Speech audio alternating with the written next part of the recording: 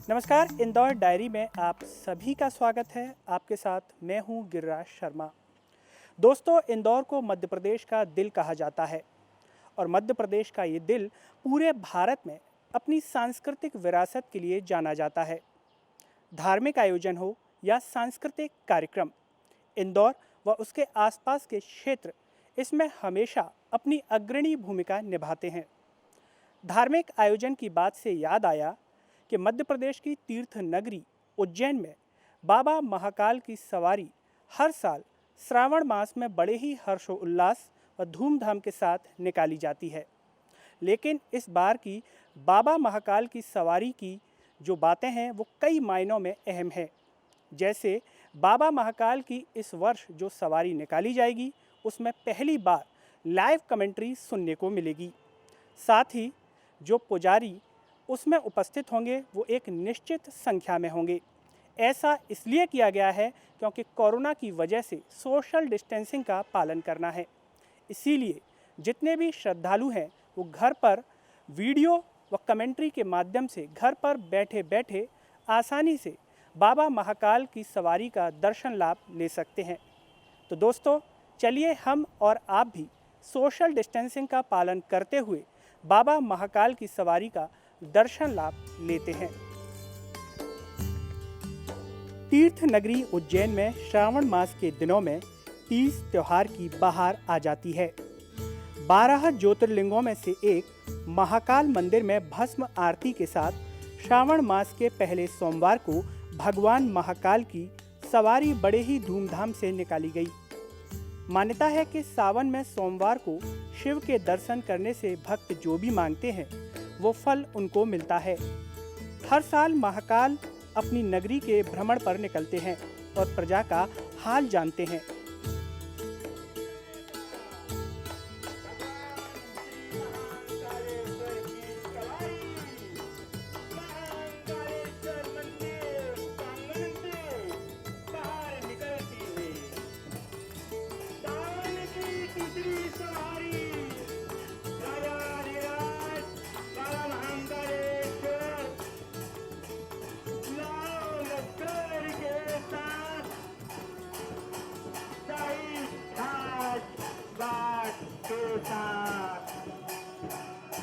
रजत चांदी की पालने में विराजमान होकर धर्म प्रेमी जनता का अभिनंदन स्वीकार करने के लिए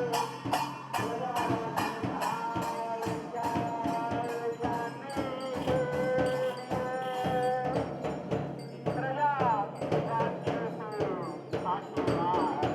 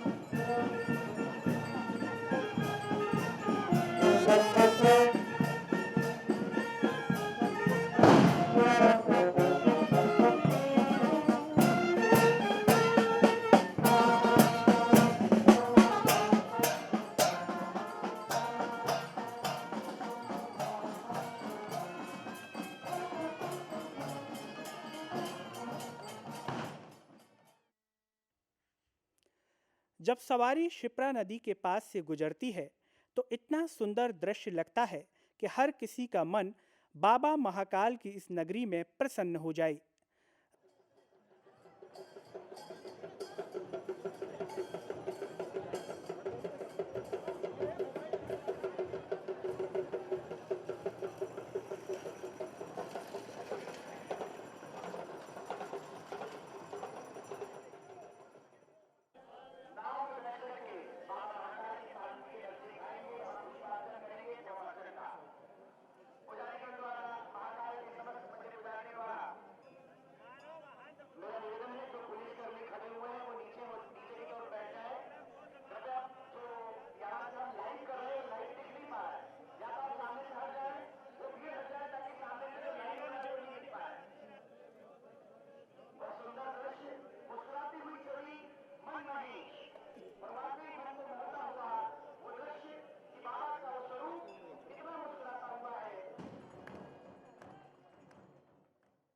जानकारों के अनुसार सावन में बाबा महाकाल की सवारी की शुरुआत पद्म भूषण पंडित सूर्यनारायण व्यास जी के प्रयासों से हुई। भगवान श्री कृष्ण व बलराम के विद्या गुरु महर्षि सांदीपनि वंशोत्पन्न पंडित सूर्यनारायण व्यास संस्कृत, ज्योतिष, इतिहास, साहित्य, पुरातत्व एवं व्यंग्य के अंतर्राष्ट्रीय ख्याति के विलक्षण विद्वान थे।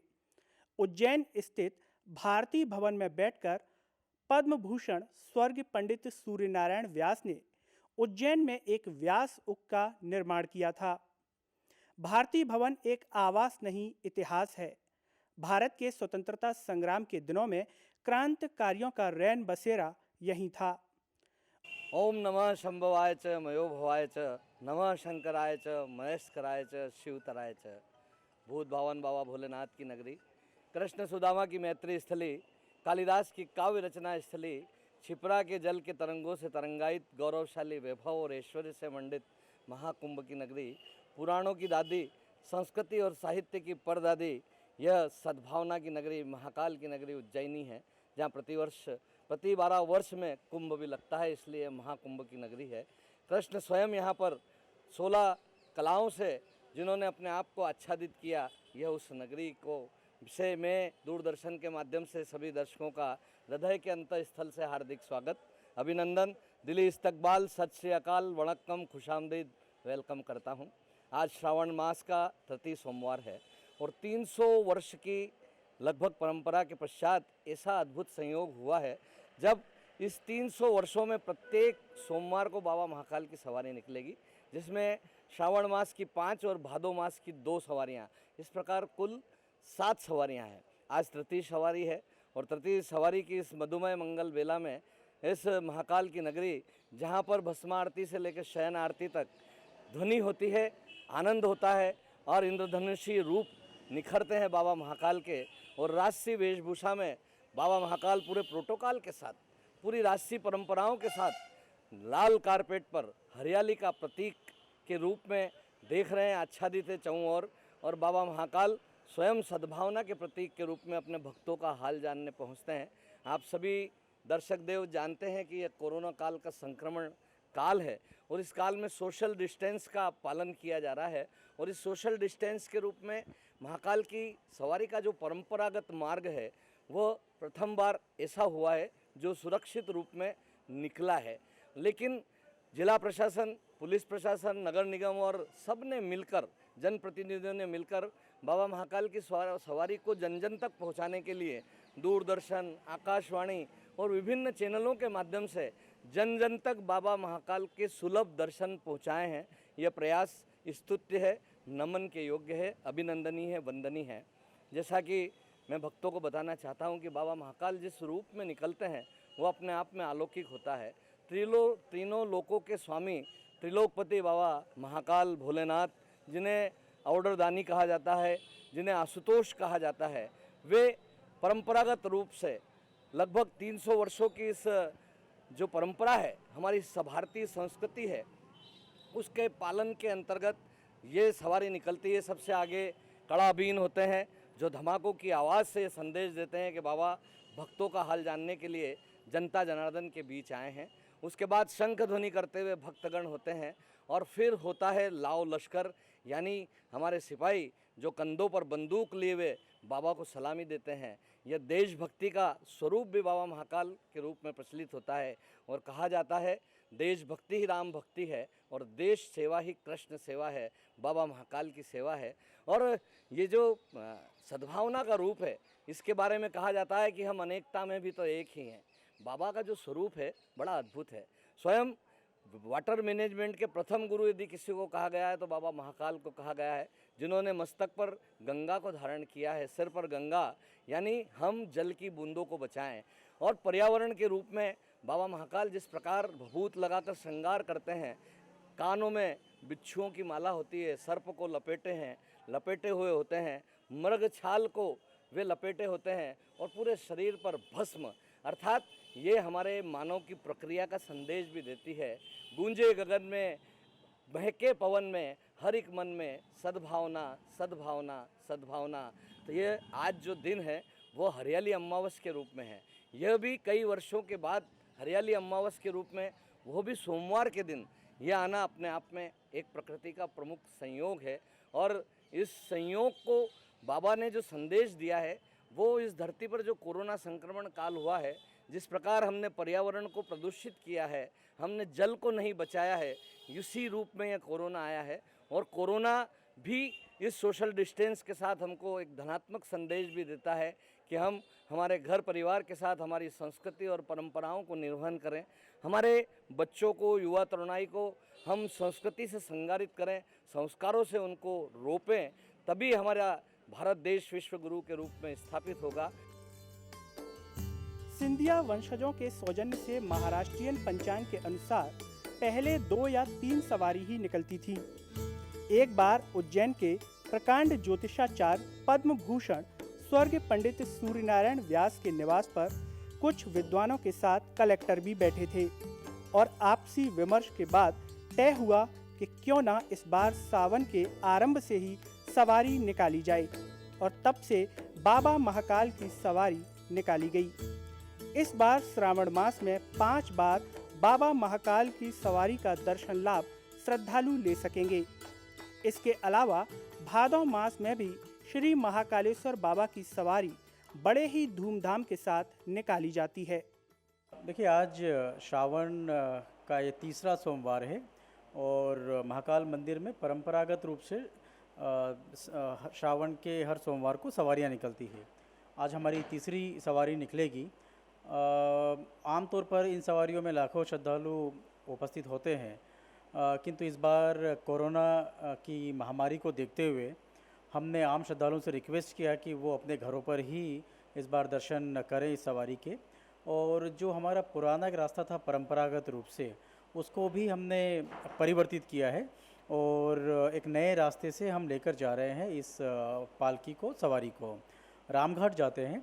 रामघाट पर माँ शिप्रा के जल से पूजन अर्चन होता है बाबा का और फिर वहाँ से वापस हम इसको लेकर आते हैं। क्योंकि इस बार हम श्रद्धालुओं को अनुमति नहीं दे रहे हैं इस सवारी रूट पर आने के लिए, तो हमने उनके मोबाइल पर, उनके टीवी पर, उनके लैपटॉप स्क्रीन पर ही बाबा की इस पालकी के दर्शन के लिए व्यवस्था इस बार हमने की है। पहले 2 हमारी सवारियों में 10 लाख से अधिक श्रद्धालुओं ने दर्शन किया है ऑनलाइन। इसमें हमारा मंदिर की वेबसाइट है, मोबाइल ऐप है, हमारे जो सोशल मीडिया के प्लेटफॉर्म हैं और साथ में जो लोकल सिटी केबल चैनल और अन्य जो इलेक्ट्रॉनिक मीडिया है, उनके माध्यम से भी हम देश और दुनिया में बैठे हुए श्रद्धालुओं को इस पालकी के दर्शन हम लोग करा रहे हैं। पहली बार हम इस दर्शन के साथ में जो इस सवारी का महत्व है, धार्मिक और परंपरागत जो महत्व है, उसके बारे में भी हम लोगों को जानकारी दे रहे हैं।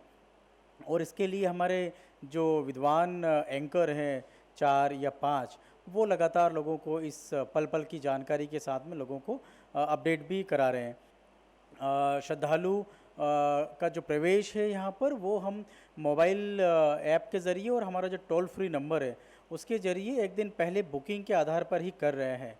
क्योंकि भारत सरकार की जो गाइडलाइन है उसके तहत हमको सोशल डिस्टेंसिंग का पालन भी करना है। हमारे लिए हमारे जो श्रद्धालु हैं उनका स्वास्थ्य और उनकी सुरक्षा ये सबसे महत्वपूर्ण है। तो ऐसे में इस बीमारी को देखते हुए जो भारत सरकार के गाइडलाइंस हैं उनका पालन करना हमारी प्राथमिकता है। हम श्रद्धालुओं से आग्रह भी करते हैं कि वो जो हमारे विभिन्न माध्यम है इलेक्ट्रॉनिक मीडिया के, हमारे सोशल मीडिया के और दूरदर्शन के, इन पर सवारी का सजीव प्रसारण का आनंद लें, अपने घरों में रहें और अपने घर से ही बाबा की पूजन और अर्चन करें।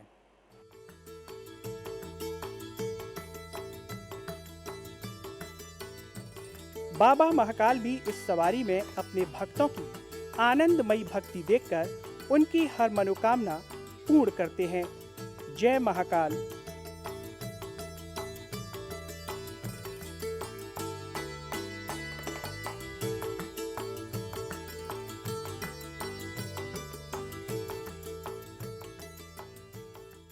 दर्शकों, इंदौर डायरी के इस अंक में हमने बाबा महाकाल की सवारी का दर्शन लाभ लिया। उम्मीद है आप सभी ने घर पर बैठे बैठे बाबा महाकाल की सवारी का दर्शन लाभ पूरे आनंद के साथ लिया होगा। इंदौर डायरी के अगले अंक में फिर होगी आपसे मुलाकात। तब तक के लिए मुझे यानी कि गिरिराज शर्मा को दीजिए इजाज़त। नमस्कार।